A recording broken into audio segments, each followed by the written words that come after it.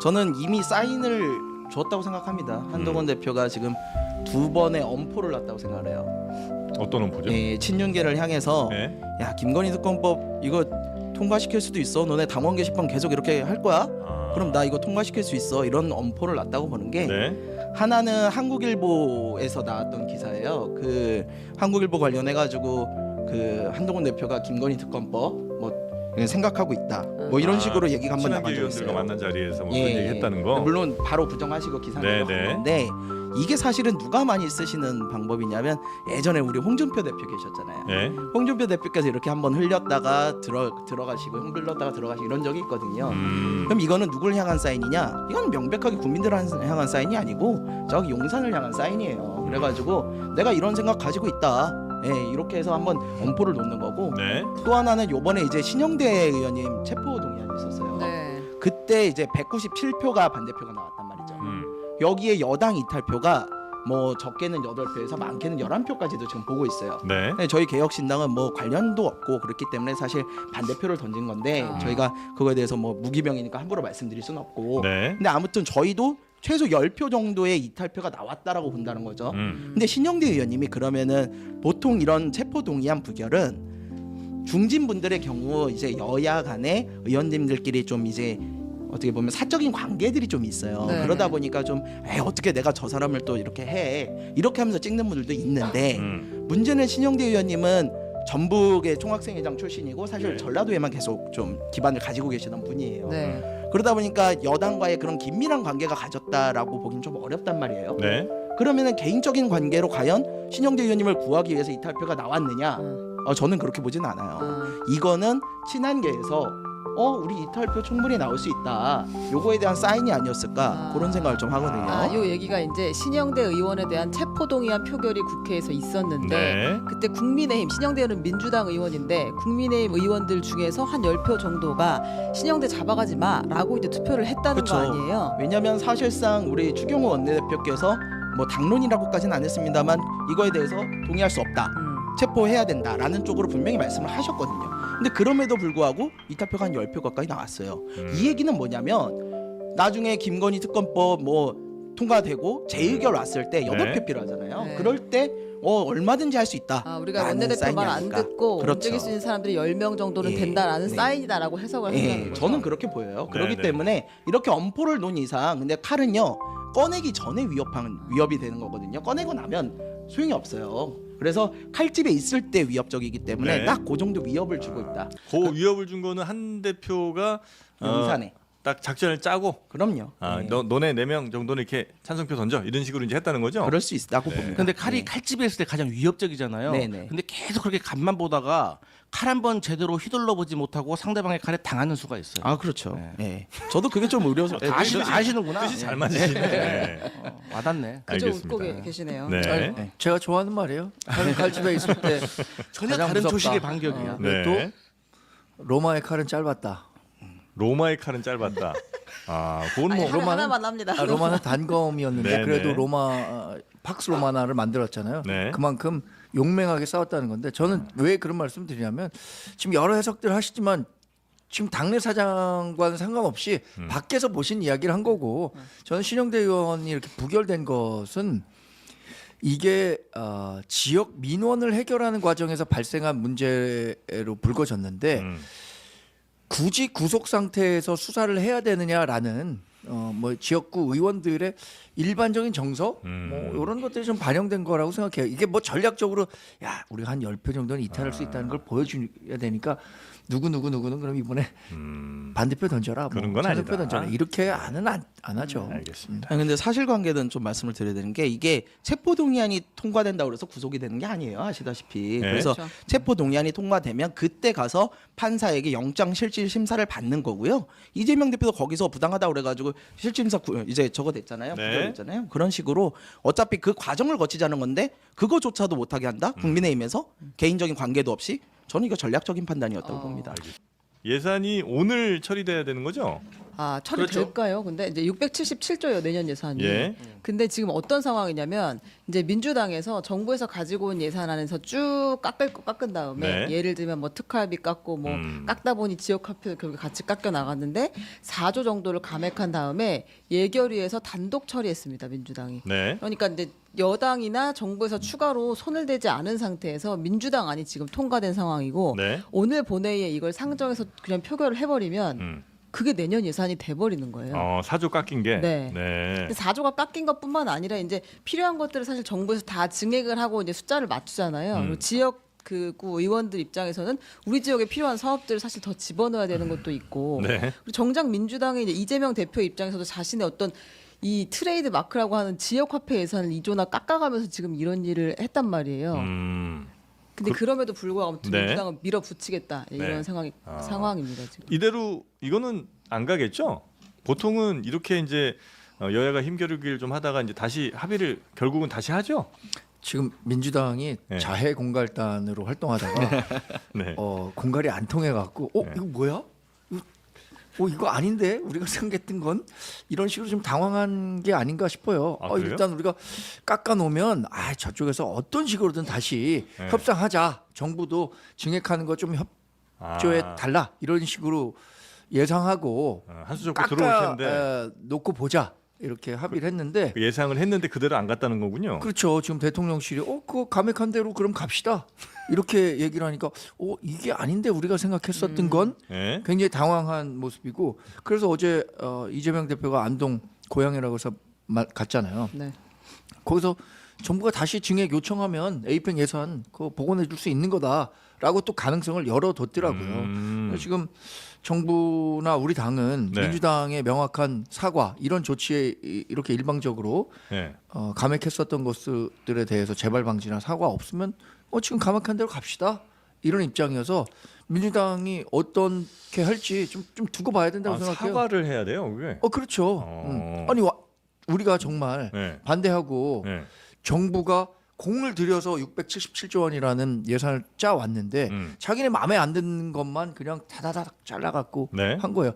특히 가장 대표적인 거 제가 몇 개 정서적으로 맞지 않는 거 네. 말씀드릴게요. 전공의 지원. 이게 요새 전공의들이 처우가 예, 어렵기 예, 때문에 예. 정부가 좀 지원을 해줘야 된다고 예. 했었던 거 아닙니까? 3,678억 원이었는데 931억 원으로 잘랐고요. 취약계층 아동 자산 형성 지원. 이거 어려운 가정들의 자산을 형성할 수 있도록 정부가 도와주자. 네네네네. 이게 1,532억 원이었는데 21억 원으로 줄었어요. 이런 것들은 민주당이 오히려 더 증액하자고 해야 되는 거 아니에요? 대학생 근로장학금 6,358억 원이었는데 네. 83억 원으로 줄였습니다. 전 뭐 특활비, 특경비 이거를 얘기하는 게 아니라 네. 정말 어려운 사람들에 대해서 두텁게 예산을 통해서 보장해 주자고 하는 이런 예산마저 자신들이 얘기하는 뭐 지역화폐 예산이 반영되지 않는다 이런 이유로 잘라버리는 것은 이거는 정말 민생 먹사니즘 얘기하면서 네. 겉과 속이 완전히 다른 그 대변인님 행태를 말씀은 보이고 있다고 생각합니다. 민주당이 어느 정도 협상용으로 낸 요 예산안, 그러니까 깎은 예산안이 정부가 당연히 늘릴 거라고 예상하고 다시 증액을 냈던 요청할 거를 줄 알았겠죠. 그걸 그냥 네. 정부가 통과시킬 수도 있다. 네. 아니 정부가 통과시키는 게 아니라 지금 그렇죠, 민주당이 그렇죠. 통과시키는 정부가 거예요. 이제 따로 네. 뭘 더 요청하지 예. 않고 갈 수도 있다. 가능성이 있을까요, 근데? 저기요, 근데 저기요, 근데 아니 전공의와 관련된 예산은 네. 왜 깎였고 거기에 대해서 편상 내용 보셨어요? 아마 안 보신 것 같은데. 설명하세요. 전공의는요. 네. 지금 현재 돌아오지 않았어요. 예. 그렇기 때문에 1년 예산 중에서 2개월을 삭감을 한 겁니다. 돌아오지 않았으니까 대신 나머지 10개월 정도는 또 돌아올 수가 있으니까 예. 편성을 해놨다는 점. 마치 누가 들으면은 전공의 인건비를 관련해서 싹 삭감한 것처럼 얘기하시는데 그러니까 편성을 해놓고 네, 액수를 줄였다는 거예요. 지금 네. 당장 없잖아요. 그들한테 네, 네, 지급할 네, 내용이. 네, 네. 그렇기 때문에 2달 정도를 일단 공백으로 놔두고 예를 들어서 1월달, 2월달을 공백으로 놔두고 3월달부터 12월달까지는 책정을 해놨다고요. 그러니까 깎인 거는 1, 2개월 그러니까 네, 두 인건비. 달치예요. 예. 3,678억 원에서 931억 원이면 그거 4분의 오늘 1인데 아침에 그 네. 민주당 그 예결위 간사가 공식적으로 발표했으니까 확인하시면 되고 네. 또 대학생 그 지원 사업 있죠. 그 사업 내역 안 보셨을 것 같아요. 왜냐면 그 사업 내역이요 한 10가지가 돼요. 근데 거의 중복이 많고 실질적으로 도움이 되지 않아요. 그리고 네. 여러 부처에 의해서 갈래로 찢어져 있는 사업 많다는 점 알려드리고. 그럼 그건 깎는 게 맞는 거네요, 그러면? 아니 그러니까 다시 재편성 그러니까 증액하고 삭감하고 그래서 하는 거 아닙니까? 네. 예를 들어서 이 사업이 뭐 국토부에서도 하고 있는데 환경부에서도 하고 있어. 그럼 정리를 해야 될 거 아니에요. 그러니까 이제 말씀하신 대로 예를 들어 그 2달치 월급 그다음에 또 중복된 예산이라고 네. 깎은 거. 그러면 이거는 굳이 증액할 필요 없이 이대로 가는 게 맞는 거네요. 네. 알겠습니다. 그리고 중복 예산이라고 얘기하셨으니까 해도 얘기하셨으니까 네. 그리고 이제 가장 중요한 포인트는 예비비하고 어떻게 보면 특수활동비예요. 네네. 그럼 예비비 같은 경우가 보통 이번에 4조 8천억을 편성을 하셨더라고요. 네. 근데 보통의 평균적으로 예비비를 쓰는 게 1조 5천억 정도에서 다 끝납니다. 그렇기 때문에 한동훈 대표가 어디 눈 오는 그 현장 가가지고 이렇게 눈 오는데 쟤 이거 어떻게 할 겁니까 하는데 네. 기존에 원래 다 그 1조 5천억 한돈에서 다 썼고 오히려 우리가 거기 9천억을 증액시켜준 꼴이다. 네. 4조 8천억에서 2조 4천억이니까. 네. 그리고 윤석열 대통령께서 이 네. 예비비라는 건 두 가지로 나눠져 있어요. 하나는 목적이고 하나는 그 일반이에요. 네. 이 목적 예비비는 딱 그 목적에만 맞게 써서 써야 되기 때문에 못 건드려요. 근데 나머지 일반 예비비는 그냥 갖다 쓰는 거예요. 그게 저번에 부산 엑스포와 관련해 가지고 네. 13번의 그 해외 순방 15개국을 방문하면서 한 500억을 쓴 거 아니겠습니까? 네. 그러니까 이런 근데 어쨌어요 점수가 29점 아닙니까? 뭐 결선 가가지고 당선 엑스포? 네. 우리가 그 유치할 수 있다고 해놓고서 그 민주당은 그럼 이 안 그대로 통과시킬 생각이신 거죠? 그럼요. 아, 뭐 특별히 자 뭐 왜 그러냐? 정부랑 협상할 필요도 없고. 협상을 해야 되는데 네. 우리의 원칙이 이대로 갈 수밖에 없는 이유가 네. 아니 지금 국민의힘에서 뭐라고 했습니까? 먼저 사과하고 철회를 하면 우리가 협의해 줄게라고 했잖아요. 네. 아니 지금 국정 운영을 지금 민주당이 하고 있습니까? 저는 과거에 그 집행부를 한번 해봤지만 집행부가 제대로 된 정말 하고 싶은 정책이 있고 사업이 있잖아요. 이렇게 말 못해요. 왜냐하면 사업이 끊기고 신규 사업이라든지 이런 정책으로 인해서 정책과 사업으로 이 네. 국정에 시그널을 주는 건데 네. 그리고 그러니까 민주당은 차라리 정부에서 만약에 사과하고 이렇게 들어오면 어느 정도 협상은 해줄 수 있지만 아니 사과 필요 없어요. 필요 없다? 그냥 협의하면 돼요. 뭐 사과를 해요 지금. 네, 아니, 지금 그리고 국회가 당황한 것은 민주당이에요. 아니, 민주당의 국회가- 지금 자해 공갈이 통하지 않으니까 굉장히 당황해 갖고 이런 저런 얘기를 하고 있는 거지.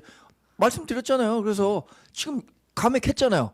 우리가 정부가 요청한 것에 대해서 감액했잖아요. 네, 네. 그 그대로 받아들이겠다. 네. 이렇게 얘기하면 되는 거예요. 그러면. 네. 그럼 제가 이거 소개를 해드릴게요. 네. 어떤 게 크게 감액이 됐는가? 말씀하신 것처럼 예비비가 4조 8천억을 정부에서 편성해 온 걸 2조 4천억 원으로 이제 절반으로 줄였고, 그다음에 이제 이번에 가장 크게 많이 감액된 항목들이 대통령실 특수활동비, 특활비 82억 전액 삭감이 됐고.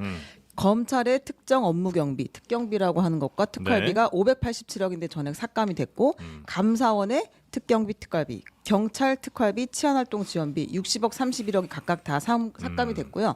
그리고 이제 아주 주목할 만한 것이 그 대왕고래 있잖아요. 아. 그 시추 예산이 505억이 이제 네. 편성되었었는데 그거 8억만 남기고 497억 8억이요? 원, 네, 다 삭감을 했습니다. 아, 그 조금 이제 예. 중간자적 입장에서 보실 때는 어떻습니까? 이 예산안. 일단은 이 예산 구조를 좀 말씀을 드려야 되는데요. 네. 이 예산의 구조라는 거는 일단 정부가 편성을 해오면 네. 그거에 대해서 국회에서는 일단 감액은 국회 마음대로 할 수 있고 네. 증액은 정부 동의를 얻어야 돼요. 네. 근데 정부가 편성한 거는 그러면 정부 편성을 누구한테 유리하느냐? 당연히 여당이 유리합니다. 여당이랑 처음부터 좀 협의를 해가지고 정부 편성을 하는 거거든요. 지금 민주당은 내가 손해를 보더라도 도저히 통과를 못 시킨다. 라고 배수진을 친 거예요, 사실. 민주당이. 예. 네. 왜냐면은 야당 입장에서 특히 거대 야당 입장에서는 이럴 때 우리가 필요한 예산들 증액을 시켜야 되는 부분들이 분명히 있거든요. 근데 그 권리를 다 포기한 거예요. 다 포기하면서까지 야, 너네 특경비 특활비는 꼭 깎아야 되겠어. 네. 이런 식으로 나가는 거거든요. 네. 그래서 민주당에서 말하기를 살을 내주고 뼈를 취하겠다. 이런 얘기까지 하는 거거든요. 네. 그래서 민주당이 그런 손해까지 감수하면서 나서는 이유는 분명히 있어요. 왜냐면은 이 예비비라는 거 좀 전에 우리 강성필 위원님께서 보장을 오래 하셔가지고 사실 잘 아셔가지고 하신 말씀인데 예비비는요 자기 마음대로 쓰겠다는 거예요 사실은.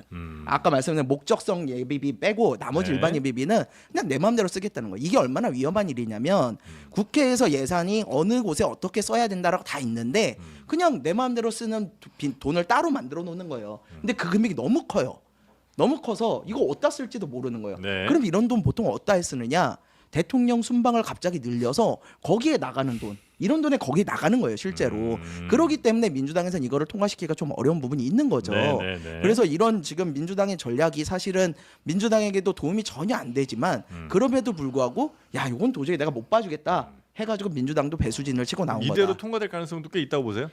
근데 저는 통과될 가능성은 높지 않다고 봐요. 왜냐하면 지금 말씀드렸지 민주당은 너무 좋은 기회예요. 거대 야당이잖아요. 네.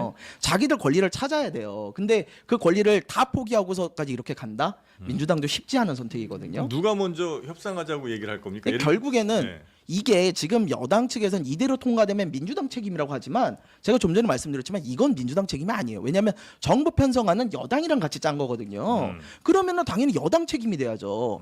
여기서 감액만 했을 뿐인데 네. 그러다 보니까 여당도 자기들이 책임을 다지기는 어렵고 민주당 역시 우리 권리를 뺏기는 어려우니까 결국에는 협상은 할 수밖에 없다. 저는 그렇게 보고 있어요. 여기 추가적으로 네. 하나를 더 말씀드리면 이번 정부가 편성한 예산안에 크게 두 가지 문제가 있었는데 그 첫 번째가 방금 말씀해 주신 대통령의 예비비 문제고 두 번째가 사정 권력 기관의 특활비 문제입니다.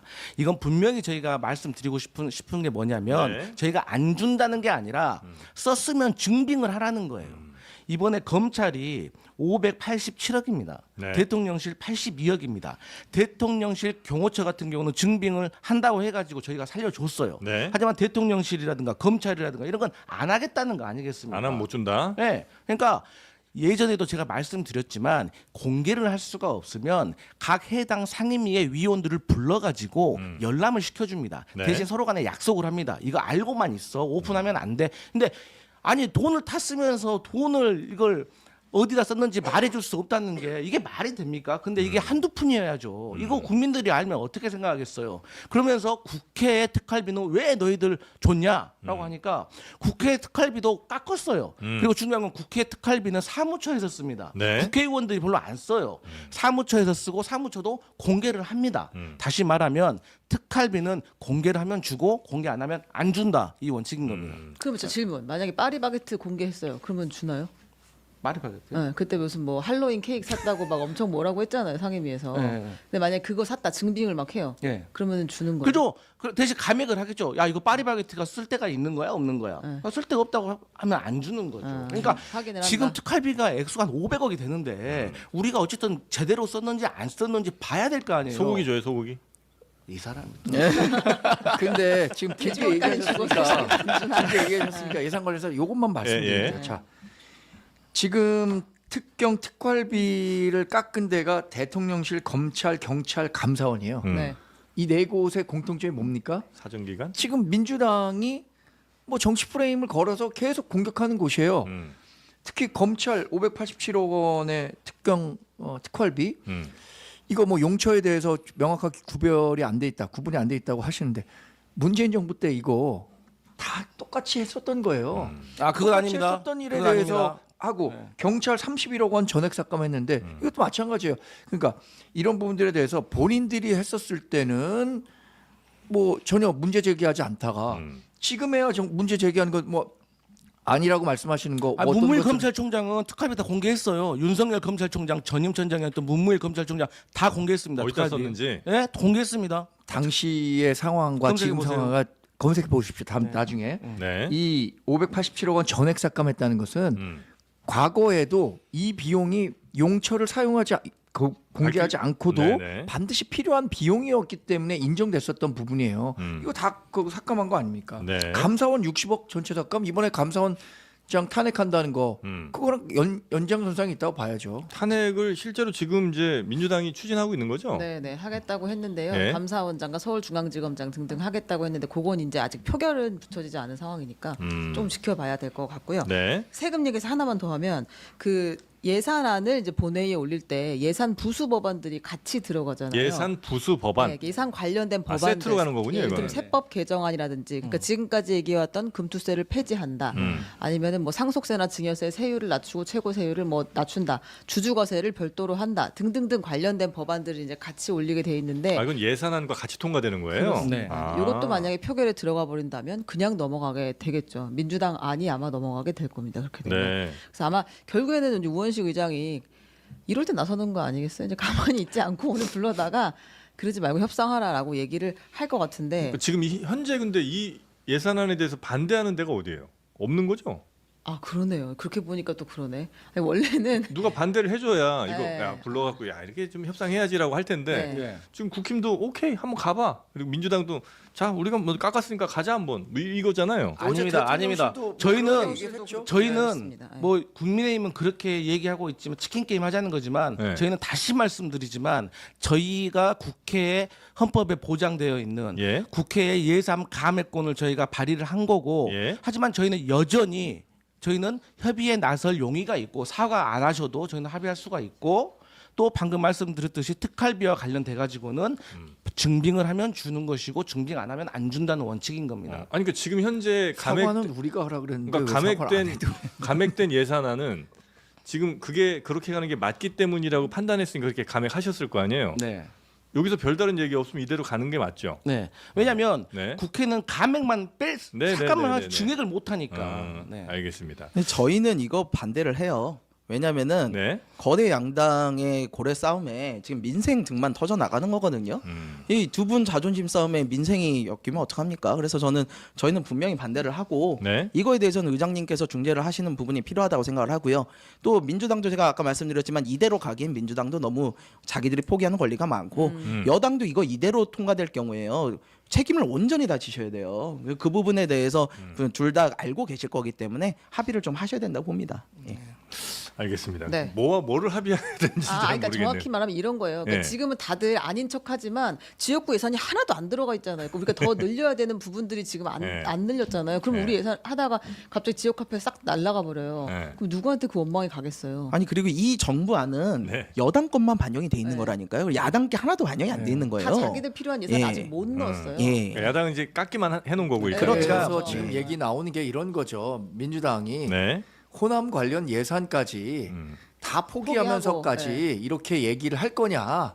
그러니까 처음부터 협의를 잘 했었어야 되는데 네. 우리 협의 필요 없이 그냥 우리가 갖고 있는 권한 내에서 다 감액해갖고 올릴 거야. 이런 식으로 한 태도에 대해서 사과가 필요하다는 거죠. 네. 그 사과를 우리가 주장하는 건데 사과를 안 해도 그 협상을 할 거라고 하니까 아니 지금 이게 이 주객이 중요한 전도된 예산을 겁니다. 두고 사과를 하냐 안 하냐를 두고 지금 협의에 나서냐 그러니까 안 이 서냐 좀 중요한 잘못된 거 예산에 아닙니까? 대해서 협의 없이 자기네들이 원을 일방적으로 깎은 거라니까요. 아니 그리고 이 예산이라는 게 네. 사실 이 현실을 좀 말씀드릴게요. 예. 이 국회 같은 경우는 삭감만 할 수 있고 증액을 못 하니까 네네. 정부에서 쉽게 말해서 계속 시간을 끌어요. 음. 왜? 아니 삭감만 하고 너희는 증액 못 시키잖아. 그러면 결과적으로 당신들 지역구에 하고 싶은 사업이 있어가지고 분명 우리한테 부탁이 들어오겠지. 그럼 이제 하- 우리 것도 좀 이렇게 네, 해주고. 그렇게 항상 거래를. 그렇게 거래를 해왔어요. 네. 그런데 이번에 그래서 나중에 결국에는 또 서로 간에 개수조정위원회 몇 명만 들어가가지고 서로 이제 정리를 하잖아요. 그리고 나서 나오는 기사가 뭐냐? 결국 쪽지 예산으로 네. 끝냈다. 결국 서로 주고 받았다. 이런 거예요. 그러다 보니까 이런 특할비 같은 문제에 대해서 몇백억이 나가고 있는 거에 대해서 제대로 잡지 못했던 거예요. 근데 이번에는 우리가 그럴 수 없다. 또 하나 말씀드릴까요? 네. ODA 예산이 ODA라고 네. 해외에 원조. 조금 원조해 주는 거. 원조해 주는 예산 네. 있잖아요. 지금 762억이에요. 네. 우크라이나 같은 데 지금 전쟁 났어요. 네. 그리고 다른 데는 다른 나라들이 대상 국가를 보면 민주당이 보니까 네. 받을 준비도 안 돼 있다는 거예요. 근데 이런 거 책정하면은 결국엔 못 쓸 거 아닙니까? 이 돈을 차라리 다른 데다 적재적소에 써야 되는 게 예산 편성의 원칙 아닙니까? 지금 탄핵. 네네. 예, 지금 감사원장 그리고 중앙지검장. 네. 네. 그냥 고하는 건가요? 그 감사원장 같은 네. 경우 말씀을 드릴게요. 일단 대통령 그리고 뭐 중앙선관위원장, 뭐 감사원장, 뭐 재판관, 뭐 검사 이런 분들은 네. 실질적으로 공직자이긴 하지만 뭐 이분들한테 인사상의 불이익을 주기가 어렵습니다. 헌법상 지위도 보장되어 있고. 하지만 이런 분들에게 만약에 위법 사항이 있을 때 처벌을 하라고 있는 제도가 탄핵 제도라는 걸 네. 먼저 알려드리고 네. 감사원 같은 경우는 저번에 대통령실 관저 이종 공사와 관련해서 한 가지 예를 들어드릴게요. 이분들이 21g이라는 동네 인테리어 업체를 수의 계약을 했습니다. 네. 수의 계약을 한 이유는 신속성 빨리 해야 되고 네. 혹은 이게 1급 보안 시설이니까 너희만 가진 특허로 이걸 할 수 있으니까 너희에게 주는 거야 이런 건데 21g이 그런 회사도 아니고 또 자기들이 받은 걸 제주도에 넘기고 제주도에서 포천으로 넘겼어요. 그래서 감사원에서 그 관리 비서관한테 이거 누구한테 추천받은 겁니까? 라고 물어보니까 네. 기억이 안 난다고 했습니다. 근데 아무 일 없이 지나갔습니다. 이재명 대표는 기억이 안 난다고 해서 수사, 기소, 재판 중형받았어요. 그러니까 감사원이 이런 걸 일을 제대로 안 하고 있잖아요. 근데 지금 얘기하신 거는 감사원하고 검찰이 갖고 있는 권한을 완전히 오해하고 계신 거예요. 감사원은 검찰처럼 강제 수사권이 없기 때문에요. 네. 아까 이재명 대표에 대한 수사는 검찰이 한 거고 감사원은 뭐 불법 관저 이전 뭐 이런 거와 관련해서 수사를 한 건데 검찰은 강제 수사권이 있으니까 네. 관련 증거들을 다 모으고 증인들을 세울 수 있죠. 근데 그 대표적인 게 이 대통령 관저 의혹 부실 봐주기 감사라고 하는데 최재 감사원장이 와서 얘기한 게 있습니다. 최선을 다해서 규명하려고 했으나 우리가 갖고 있는 권한 내에서 규명하기가 어렵기 때문에 규명하지 못했다. 네. 그럼 자 예를 들어서 봅시다. 우리 아들이 공부 열심히 해요. 네. 결국 서울대 떨어졌어요. 서울대 떨어졌다고 너 우리 아들 하지 마라. 이렇게 할 수 있는 거예요? 무슨 탄핵 아니 그러니까 열심히 감사를 한 분에 대해서 네. 나는 내가 가진 권한 내에서 열심히 감사를 했는데 그 권한 내에서 규명하지 못한 부분이 있다라는 네. 거 인정했잖아요. 요거 굉장히- 관련해서 제가 네. 좀 말씀을 드릴게요. 저희 말씀 맞아요. 뭐 서울대 가려고 열심히 공부했는데 못 갈 수 있죠. 그러면은 공부 열심히 했는지는 확인을 해야 될 거 아니에요. 지금 오늘 저는 사실 올 때까지 네. 감사원이라는 곳은 독립기구이기 때문에 이거에 대한 탄핵은 좀 과하지 않나라는 생각을 하면서 왔어요. 근데 오는 길에 감사원에서 이거에 대해서 탄핵의 부당성에 대해서 입장을 냈더라고요. 너무 기가 막혀가지고 얘기를 안 할 수가 없어요. 어떤 입장입니까? 아니 왜냐면은 네. 감사원에서 지금 여러 가지 탄핵이 부당하다는 얘기를 했는데 두 가지만 말씀을 드리면 하나는 전현희 그 국민권익위원장에 대한 그 감사가 정치 감사였다라는 부분 자기는 인정을 못하겠다. 이걸 국민 누가 그렇게 보겠어요? 당시에 전현희 위원장이 임기 남았으니까 버티겠다고 하고 안 나가니까 그거에 대해서 표적 감사한 거는 뭐 국민들 다 아실 거예요. 이거에 대해서는 그렇게 말하면 억지고요. 그리고 지금 관저 공사 이야기 그렇다고 있잖아요. 우리가 표적 검사했습니다. 이렇게 얘기는 못할 거 아니에요. 아니 그래도 그냥 얘기를 말하지 이거 가지고 이게 왜 정치 감사냐? 그럼 정치 감사 맞는데 그거는. 그리고 네. 관저 공사 지금 말씀하신 대로 충분히 했다. 네. 그랬는데 못 잡았다. 그럼 증명을 해야 될 거 아니에요. 지금 논점이 뭐냐면요. 그거에 관해서 감사했을 때 회의록을 내놓으라는 거예요. 회의록을 내면 다 해결이 돼요. 그럼 그동안 어떻게 감사했는지 나올 거 아니에요. 감사원에서 회의록을 안 내놔요. 안 내놓으면서 뭐라 그러느냐. 오래된 관행으로 여야가 합의를 해야지만 내놨다. 아니 여기서는 왜 갑자기 관행입니까? 법에는 제출하도록 되어 있는데 자기들 편의대로 그냥 법 관행 왔다 가면서 하는 거예요. 네. 그러면서 탄핵하지 말라? 아, 이 부분은 저는 동의하기가 매우 어려워요. 그래서 아니 회의록 내놓으라는 거죠. 내놓고 그럼 제대로 공부를 했냐 보자는 거죠. 그래서 진짜 서울대 못 갈 정도의 실력이었으면 아니 뭐 그럴 수 있다 할 텐데 네. 아니 공부한 거 내놓지도 않고 그렇게 얘기하면 누가 믿습니까? 그러니까 감사원 같은 곳은 당연히 이제 독립기관으로서 그렇게 좀 보장해 주는 게 맞지만 이 정도로 정치적인 편향된 감사를 했다고 보면 그리고 그 과정에 대해서 불투명하다면 이 정도면 충분히 탄핵을 할 만하다. 그럼요. 아니 회의록을 왜 만듭니까? 그 과정이 투명했는지 네. 공정했는지 보기 위해서 만드는 거 아니에요. 그 회의록 누가 볼 수 있어요? 국회나 볼 수 있는 거예요. 근데 국회에도 안 내놓는다고요? 여야 합의를 통해서만 아니에요. 여야 합의가 아니라요. 상임위 의결을 통하면 받을 수 있는 거고요. 네. 의결이 나면 줘야 되는 거예요. 그렇게 고발을 하면 되는 거를 그런 건 전혀 하지 않고 네. 그냥 너무 편파적인 너무 그렇죠. 한쪽 손만 드는 감사를 하고 있다 이 말씀이시죠? 민주당이 탄핵을 이번에 하게 되면은 최재해 감사원장하고 이창수 지검장하고 뭐 강백신 뭐 엄희윤인가 그런 분들 하시게 되면 총 22건을 하게 돼요. 네. 사실 많기는 많아요. 역대 가장 많은 탄핵 소추안이긴 합니다. 근데 이 탄핵 소추안이 왜 나오는지를 좀 보셔야 돼요. 이게 예전에는요 해임 건의안 같은 게 올라가면 대통령이 그런 걸 받기도 하고 또 자진해서 사퇴시키기도 했어요. 이 정부 들어서 해임 건의안 3번이 올라갔는데요. 우리 박진 장관 그때 바이든 날리던 사건 다 아실 거예요. 그때 외교부 장관 하실 때 이거 해임해야 된다 네. 얘기 나왔었는데 대통령 안 하셨잖아요.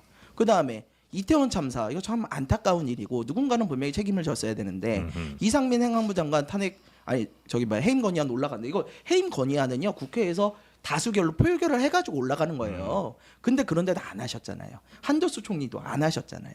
그러니까 해임 건의안을 안 받으니까 민주당에서 할 수 있는 게 탄핵 소추안밖에 없어요. 네네네. 그러다 보니까 그런 부분이 있다. 그래서 탄핵 소추안이 많다는 거는 어떻게 보면 윤석열 대통령이 국회를 너무 존중을 안 하기 때문에 발생하는 어쩔 수 없는 수단이다라는 네. 말씀 좀 그러면 지금 개혁신당은 최재 감사원장과 이창수 서울중앙지검장에 대한 탄핵에 대해서 찬성표를 던지겠다는 거예요? 아닙니다. 그거는 좀 다른 게요.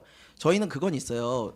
특히 검사들에 대한 탄핵은 조금 입장이 달라요. 특히 이재명 대표님께서 어쨌든 수사를 받고 있는 상황에서 강백신 어민이 누구냐면 특수 1부 3부 부장이었을 거예요. 제 기억으로. 이런 분들이 어쨌든 정치인들 수사를 하던 분들을 갖다가 뒤늦게 탄핵을 한다. 이거는요. 그거의 옳고 그름을 떠나가지고 국민들이 보시기에 의심이 될 수 있어요.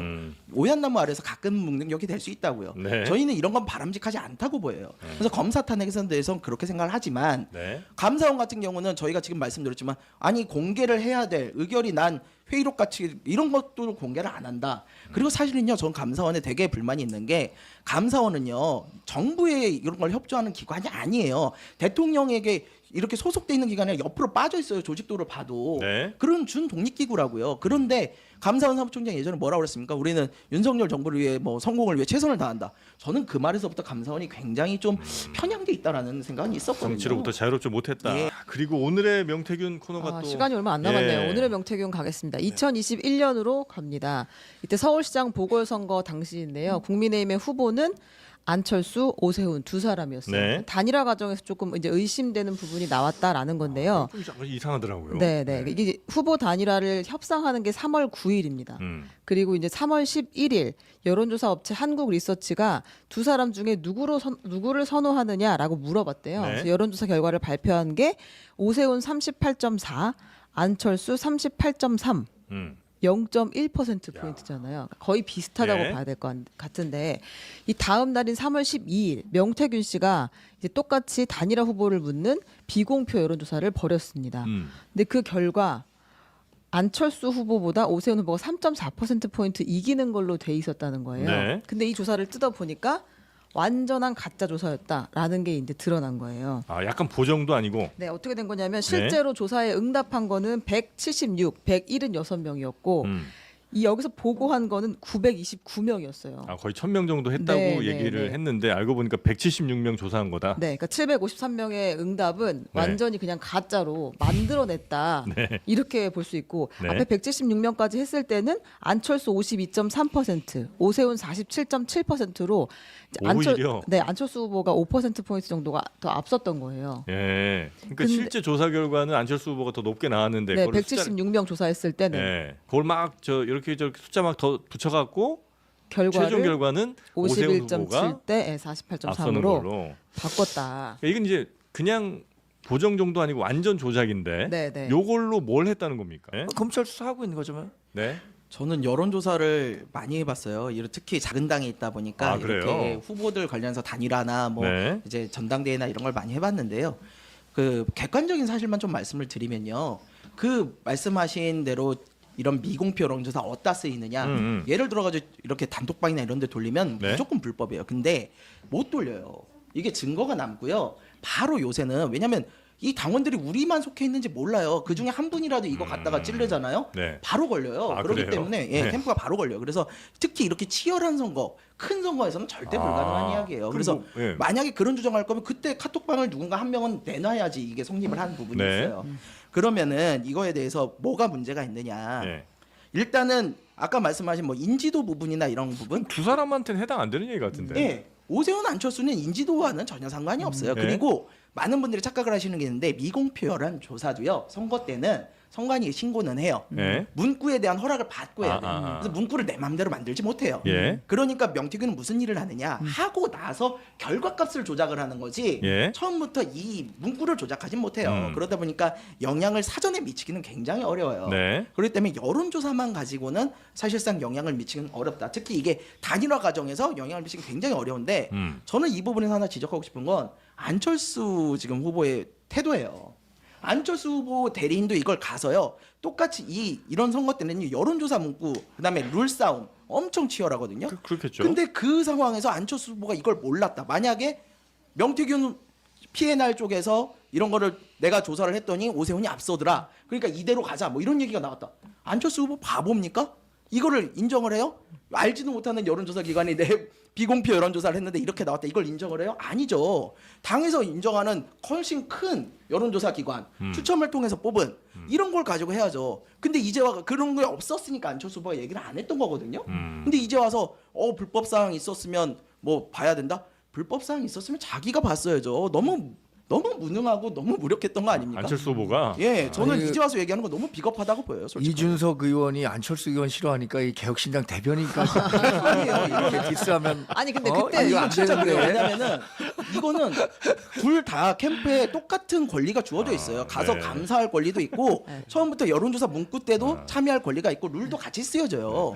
그런데 그걸 못 잡아놓고는 아니 그래서 이걸로 명태균 씨가 한 여론조사로 단일화한 거 아니잖아요. 아니, 그쵸, 단일화는 아니 이걸로 결정된 건 아니지만 영향을 주고 그리고 이게 나경원 후보와 그러니까 국민의힘 내부 경선에서부터 이 조작이 시작된 거 아니겠습니까? 그리고 나서 이제 단일화까지 이어진 건데 다시 말씀드리지만 제가 앞서도 말씀드렸지만 이 비공표 여론조사에 대한 불법적인 요소는 이미 두 분이 말씀하셨다시피 네, 네, 네. 불법이 있는 것이고 네. 중요한 것은 얼마나 어떻게 영향을 미쳤는지는 네, 네, 네. 결국에는 이제 언론이 이만큼 얘기했으면 강제 수사권을 동원할 수밖에 없다 그런 거예요. 네, 수사에는 저희도 동의합니다. 그 지금 당시에 수사하고 있잖아요. 예. 한번 정리하겠습니다. 당시에 그 단일화는 한국 리서치, 글로벌 리서치 두 군데에서 조사를 했고요. 이틀에 걸쳐서. 그건 이제 양당이 이제 제대로 의뢰를 해서 하는 거죠? 그러니까 당에서 의뢰를 하는 거고 네. 두 후보가 이제 하나씩 다 검증을 해가지고 여기서 하자라고 뽑기를 네. 통해서 얘기를 한 거고, 그다음에 이제 3,200명을 대상으로 100% 무선 전화 방식을 통해서 조사를 했다. 그 결과 이제 오세훈 후보가 됐다, 단일화 후보가 됐다라는 건데, 이제 그 명태균 씨의 이런 이제 비공표 여론조사는 그때 오세훈 후보도 몰랐다는 거잖아요. 그러니까 안철수 후보도 당연히 몰랐겠죠. 지금 우리가 모두 알게 된 것이니까 이걸 어떻게 이용했는지는 조금 파악을 더 해봐야 된다. 네. 참 안철수 의원은 저는 이제 슬픔이 벌써 많아지고. 몇 년째 네네네. 단일화의 정말 아이콘이 돼서 네. 아니, 12년. 그렇게 단일화를 12년. 많이 해보신 분이 이런 거를 강산이 변했습니다. 어떻게 이렇게 매번 당하실지 모르겠어요. 그러니까 뭐 순수하신가 보죠. 그래서 모든 걸 그대로 믿으시니까 난 너무 안 됐어서. 네. 이 정도 저도 되면 좀 개인적으로 나도 너무 무능이라고 봐요. 안 아니, 됐고. 잠깐만. 네. 근데 그때 대변인님은 어느 캠프에 계셨어요? 언제요? 서울시장 선거할 때 이거 저는 확인하고 민주당에 가셨어요. 있었습니다. 아 민주당에 계셨어요? 예. 그래요? 근데 우리 김성현 대변인이 안철수에 대해서 잘 알아요. 예, 그래요? 국민의당 시절도 있었기 때문에. 아 그래서 이렇게까지 목소리를 높이시. 국민의당에도 있었고 민주당에도 있었고 개혁신당. 예, 국민의힘에도 있었습니다. 뭐 정당 그랜드 슬램이야? 정당 쇼핑한 아니 거야? 이혼 쪽은 그래서 계셨네. 지금 3선을 했는데. 야 이게 현역 의원이면 완전 철새 정치인인데. 아니 근데 현역 의원이 제가 아니어서 보좌진을- 지금. 제가 보좌진을 18대 국회 때 시작했는데 네. 그때만 해도 양당 옮겨가는 거 큰 무리가 없었어요. 아, 그 상임위 위주로 주로 이제 예, 보좌진이 보좌진들은 했죠? 그냥 전문성만 인정받으면 여러 당에 다녀보신 결과 어느 당이 제일 낫습니까? 저희 개혁신당이 제일 나은 것 같습니다. 2등 개혁신당 다음으로. 2등? 2등 이거 얘기하면 상당히 그런데요. 나중에 끝나고 말씀드리는 거예요. 그래요? 궁금한. 저도 마찬가지로 여론조사에 대한 조작은 좀 어려웠을 거라고 보고요. 지금 민주당이 이 방향으로 잡으면 안 된다고 생각해요. 저는 이거보다 공천 개입에 좀 더 초점을 두고 가야 된다라고 좀 네. 생각을 하고 있는 상황이에요.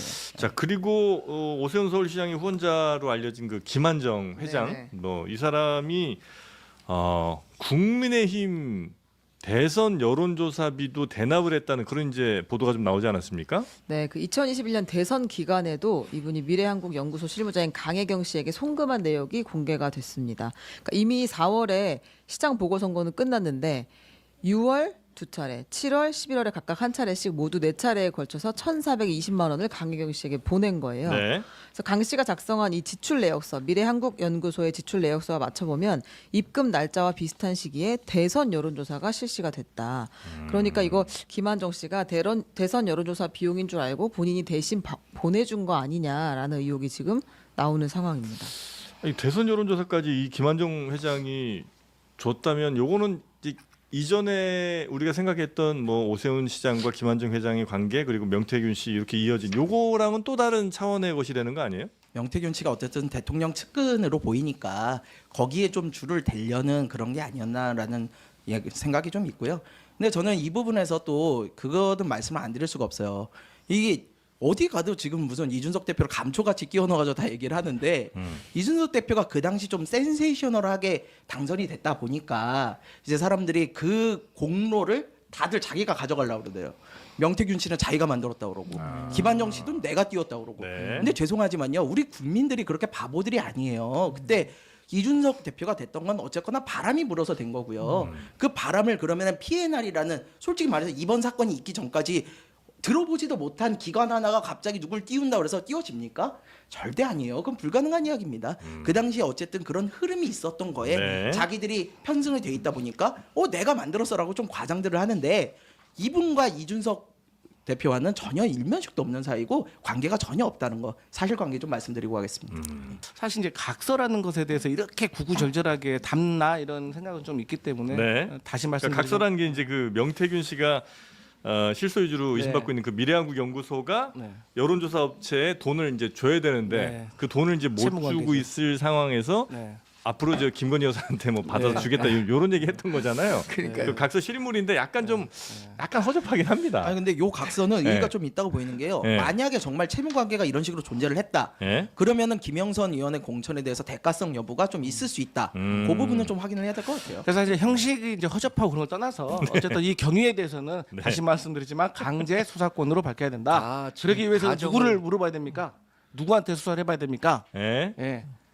김건희 여사도 저희가 한번 수사를 해봐야 된다. 알겠습니다. 전 육성 나오신 분까지 해야 된다라는 입장입니다. 아 역시 가정을 개혁적이군요. 바탕으로 한 얘기인데 아무튼 각서가 수사는 해야죠. 아무 일 없으면은 수사에서 무죄 나올 거 아닙니까? 네. 왜 수사를 피합니까? 수사는 뭐 세 분 다 예. 찬성하시는 거잖아요. 그럼요. 네. 피하는 자가 범인입니다. 이 각서를 보고 보시는 네. 네티즌 뭐 유튜브 시청자분들도 네. 이런 식의 각서는 쓰면 안 된다라는 걸 좀 교훈을 얻으셨으면 각서 쓰는 좋겠어요. 법 좀 다시 좀 네. 공부 좀 하자. 어.